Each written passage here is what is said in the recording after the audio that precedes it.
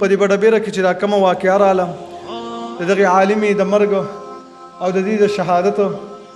سړي والله دا زړه درد وکړي چې دا بچي خلک غټ کړي تعلیمي ادارو ته دې دپاره ولګي چې زمونږ دا بچي خلکو ته انسانیت وښیي دین ورته وښیي او خلکو نه داسې یو لیوان جوړ شوي دي هغې رالګي د خلکو وینو ته نه ګوري د خلکو غوښو ته نه ګوري د هغه مور او پلار زړه ته نه ګوري او هغې له د شهادت مرګونه ورکړي او بیا داسې مرګ چې د هغې د لاش هم پته ونه لګي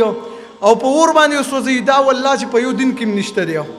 چېرې ته راولګي په دې اسلام کې یو مسلمانه زنانه یو دین والا زنانه یو د قرآن او د سنت والا زنانه چې هغه ټوله ورځ په مدرسه کې خدمت کوي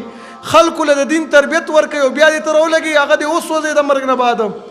والله چې د انسان سره درد وکړي چې کله علما محفوظ نشي دینداره طبقه محفوظ نشي یوازې علما نه یادوم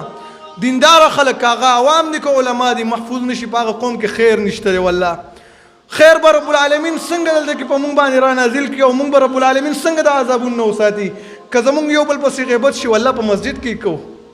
که یو بل سره دشمني شي والله ښه په نه راباندې کوو که د یو بل چغلخوري شي یو بل ته یې وړو او که د یو بل د مال غلا شي امې کوو که د یو بل د قتل خبر راشي نو هغه هم بیا دغه شانتي کوو نو مونږ بیا د الله نه ختمه ساتو چې الله دا ولې په مونږ باندې عذابونه راځي